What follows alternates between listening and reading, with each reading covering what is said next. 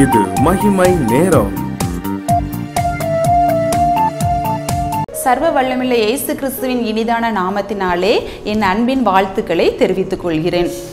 2023 வருஷத்தில் தொடங்கி 2 மாதங்கள் ரொம்ப ஸ்பீடாக முடிஞ்சிட்டு. ஏன்னா நம்ம 3வது மாதத்துக்குள்ளே வந்துட்டோம். இதுவரை காத்த தேவன் இனிமேலும் நம்மளை காக்க வல்லவராய் இருக்கிறார். நம்மை ரட்சிப்பின் பாதையிலே ஆண்டவர் தினமும் வழிநடத்தி கொண்டிருக்கிறார்.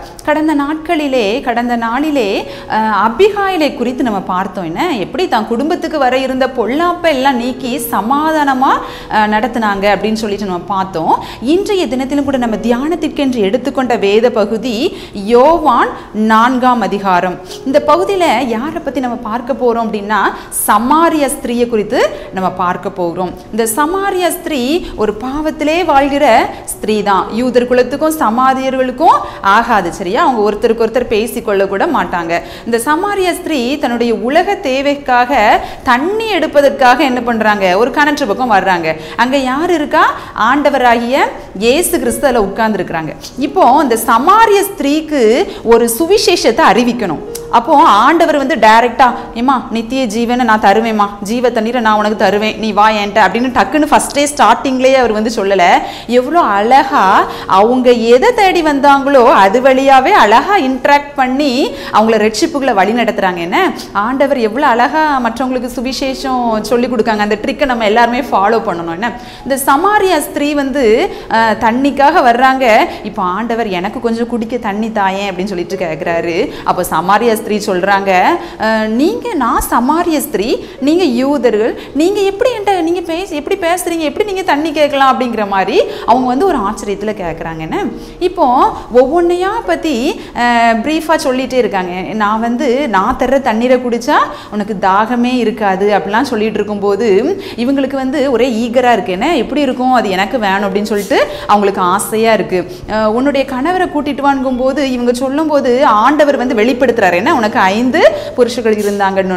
அப்போ தன்னுடைய வாழ்க்கையில் நடந்ததை சொன்னோன்னே இவங்களுக்கு என்ன எக்ஸைட்மெண்ட்டாக இருக்குது. என்ன நம்மளுக்கு நடந்ததெல்லாம் இவர் அழகாக வெளிப்படுத்துறாரு அப்படின்னு சொல்லிட்டு இவர் பெரிய தீர்க்கதரிசியாக இருப்பாரோ அப்படின்னு சொல்லிட்டு இவங்களுக்கு ரொம்ப ஆச்சரியமாக இருக்கு. இப்போ இந்த ஆச்சரியப்பட்டு இருக்கும் போதே அவர் சொல்றாரு, நீ இந்த தண்ணியை தானே தேடி வந்த, நான் தர்ற தண்ணி தந்தா யாருக்கும் தாகமே எடுக்காது அப்படின்னு சொன்னோடனே இவங்க என்ன பண்றாங்க, அப்போ எனக்கு அந்த தண்ணி தருவீங்களா அப்படின்னு சொல்லிட்டு கேட்குறாங்க. என்ன அவங்களுக்கே ஒரு ஆர்வத்தை தூண்டிடுதாங்க. என்ன எனக்கு அது தருவீங்களா அப்படின்னு சொல்லிட்டு அப்புறம் ஆண்டவர் சொல்றாரு, ஒவ்வொன்றா 2 பேரும் தொடர்ந்து பேசிட்டே இருக்கும்போது இவங்க சொல்கிறாங்க, மேசியா வருவாங்கங்கிறத நான் அறிவேன். அப்போ அதெல்லாம் அந்த சமாரியா ஸ்திரீக்கு தெரிஞ்சிருக்கு. என்ன அந்த மேசியானா யாரு, கிறிஸ்துனா யாரு, அவங்க வருவாங்க அப்படின்னு சொல்லிட்டு எல்லாமே தெரிஞ்சிருக்கு. அப்போ ஆண்டவர் வெளிப்படுத்துறாரு அவரை, நான் தான் அந்த மேசியா, நான் தான் அந்த கிறிஸ்து அப்படின்னொன்னே இவங்க என்ன பண்ணுறாங்க, உடனே அந்த குடத்தை அப்படியே வச்சுட்டு ஊரில் போய் எல்லாருக்கும் என்ன சொல்கிறாங்க, மேசி அங்கே இருக்காரு, அவர் பெரிய தீர்க்கதரிசி, நான் பண்ணது எல்லாமே அவர் சொன்னார், என் வாழ்க்கையில் நடந்ததெல்லாம் சொல்கிறாரு, வாங்க அப்படின்னு சொல்லிட்டு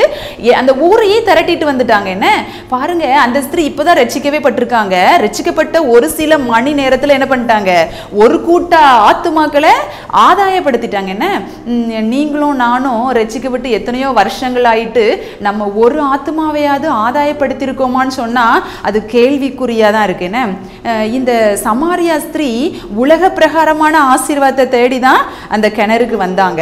ஆனா ஆண்டவர் என்ன பண்ணாரு, நித்திய ஜீவனையே என்ன பண்ணாரு, நித்திய ஜீவ ஆசீர்வாதத்தையே அந்த ஸ்திரீக்கு கொடுத்தாரு. அந்த ஸ்திரீ ரட்சிப்புக்கு ஏதுவா வழி நடத்தினாங்க. அவங்க ரட்சிப்புக்கு ஏதுவா வழி நடத்தப்பட்ட கொஞ்ச நேரத்துல அநேக மக்களுக்கு சுவிசேஷம் சொல்ல புறப்பட்டுட்டாங்க. அந்த உலக பிரகாரமானதை அப்படி வச்சுட்டு அந்த குடத்தை அதுல ரொம்ப தெளிவா இருக்கும் அந்த வசனம், குடத்தை அந்த கிணற்றண்டிலேயே வச்சுட்டு அவங்க அந்த ஊருக்கு போயிட்டாங்க. சரியா? ரொம்ப பெர்ஃபெக்டான லேடி உடனே சுவிசேஷம் சொல்ல ஆரம்பிச்சிட்டாங்க. தான் மட்டும் நல்லா இருந்தா போதும் நினைக்கல, உடனடியாக அவங்க சொல்ல ஆரம்பிச்சாங்க. 1746 ஆண்டு தஞ்சாவூர் பகுதியில் கோகிலா அப்படின்னு சொல்லிட்டு ஒருத்தங்க பிராமண குடியில் பிறந்தாங்க. இவங்க கொஞ்ச நாள் அவங்களுடைய இள வயது வரும் பொழுது ஒரு வயதான ஒருவருக்கு திருமணம் முடித்து வைக்கப்பட்டாங்களாம். அந்த டைமில் என்ன பழக்கம் அப்படின்னா, கணவன் இறந்த உடனே அந்த மனைவியையும் அவங்க கூடயே வச்சு எரிச்சிருவாங்களா. அதான் உடன்கட்டை ஏறுதல்னு.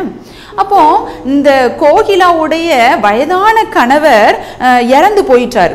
இப்போ இந்த அம்மாவை என்ன பண்ண போறாங்க, கோகிலாவையும் அந்த கணவனாரோடு கூட சேர்த்தே உடன்கட்டை ஏறுதல் அந்த சடங்கு பண்றதுக்கு போறாங்க. எவ்வளோ மூடத்தனமான இதுல நம்ம இந்தியா இருந்திருக்குன்னு. அப்படி வந்து அந்த சடங்கு நடந்து கொண்டு இருக்கும் பொழுது இந்த அவல நிலையை பார்த்து அந்த ஹென்றி லிட்டில்டன் அப்படின்னு சொல்லிட்டு ஒரு மிஷினரி அந்த இடத்துல அந்த பகுதிக்கு வந்திருக்கிறாங்க.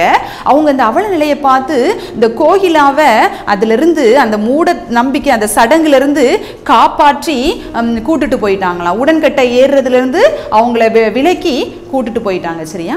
இப்போ இந்த கோகிலாவுக்கு ஆண்டவரை பற்றி சுவிசேஷமாக சொல்றாங்க. எப்படி ஆண்டவராகிய இயேசு கிறிஸ்து அந்த சமாரியா ஸ்திரீக்கு ரட்சிப்பை குறித்து சொன்னாங்களோ அதுபோல இந்த ஹென்றி லிட்டில்டன்கிற மிஷினரி வந்து கோகிலாவுக்கு ஆண்டவரை பற்றி சொல்ல ஆரம்பிச்சாங்களாம். இப்போ இந்த கோகிலா ஆண்டவரை ஏற்றுக்கொண்டு குளோரிந்தாவா மாறிட்டாங்க.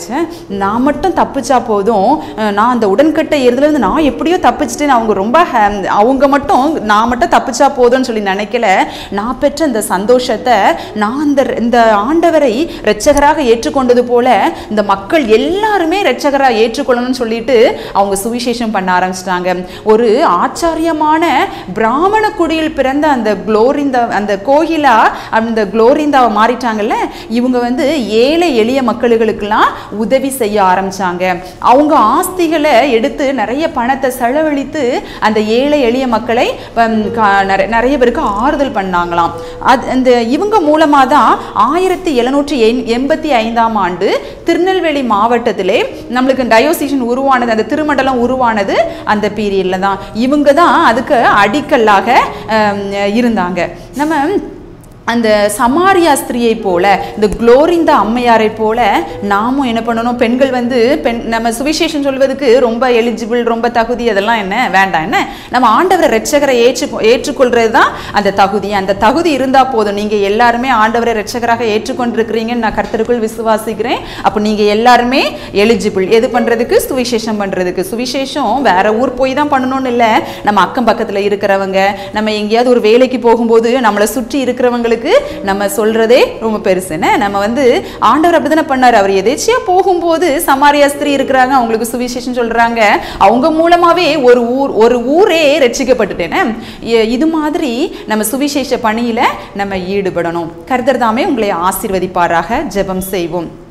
அன்புள்ள இயேசப்பா, இந்த சமாரியா ஸ்திரீ எப்படி சுவிசேஷம் கூறி அநேக ஆத்துமாக்களை ஆதாயம் பண்ணினார்களோ அதுபோல் இந்த நிகழ்ச்சியை பார்த்து கொண்டிருக்கிற ஒவ்வொருவரும் சுவிசேஷம் சொல்லணும் இயேசப்பா. அவங்க சுவிசேஷம் சொல்லும் பொழுது 30, 60, 100 நீங்கள் ஆத்துமாக்கள் பலனை தரப்போகிறபடியால் உமக்கு நன்றி இயேசப்பா. நீங்களே வழி நடத்துங்க, பலப்படுத்துங்க. இயேசுவின் மூலம் ஜெபிக்கிறோம் ஜீவனும் பரிசுத்தமும் நல்ல பிதாவே. ஆமேன்.